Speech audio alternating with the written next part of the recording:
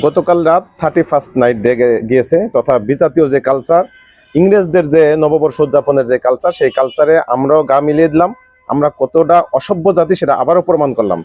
যেহেতু আমাদের সবচেয়ে গ্রহণযোগ্য একজন ব্যক্তি বা বাংলাদেশের মুরব্বী বেগম খালেদা জিয়ার ইন্তেকাল উপলক্ষে 3 দিনের শোক চলতেছে, তার ভিতরেও এমন অসভ্যতামি, এমন উন্মাত্ততা বা এমন উদ্দীপনা কোনো ক্রমে আসলে কামনা করি না।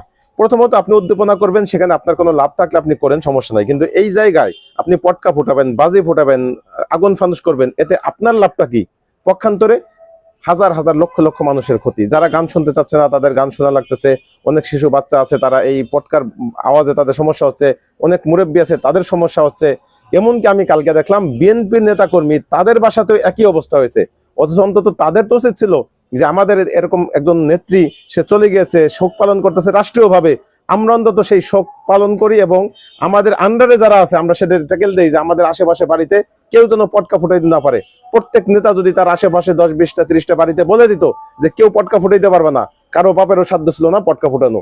অথচ আমরা প্রত্যেকবার দেখি থানা থেকে বা প্রশাসন থেকে নিষেধ করা হয়, তা সত্ত্বেও পটকা ফুটায়। পটকা বিক্রি বন্ধ, তারপরে এই পটকাগুলি কোত্থেকে আসে এগুলি আমাদের প্রশাসন বের করতে পারে না। প্রশাসন জঙ্গি নাটক ঠিকই বের করে, যেগুলি নাটক সেটাকে একটা পক্ষের ঘাড়ে চাপানোর জন্য, আলেমদেরকে দোষী সাব্যস্ত করার জন্য সেই নাটকগুলি তারা ঠিকই মঞ্চস্থ করতে পারে। অথচ এই পটকা কোথা থেকে আসতেছে, কোথায় বিক্রি হচ্ছে, কারা উৎপাদন করতেছে, কারখানা কোথায়, এগুলি তারা খুঁজে বের করতে পারে না। এই অসভ্যতামি, এই ফাত্রামি, এগুলি থেকে আমাদের বেরিয়ে আসতে হবে এবং নতুন বছর আমাদের শুরু হোক আল্লাহ তাআলার ইবাদতের মাধ্যমে, আল্লাহ তাআলার কাছে আত্মসমর্পণের মাধ্যমে। সেই প্রত্যাশাই রেখে আজকের ভিডিও শেষ করছি। আল্লাহ হাফেজ।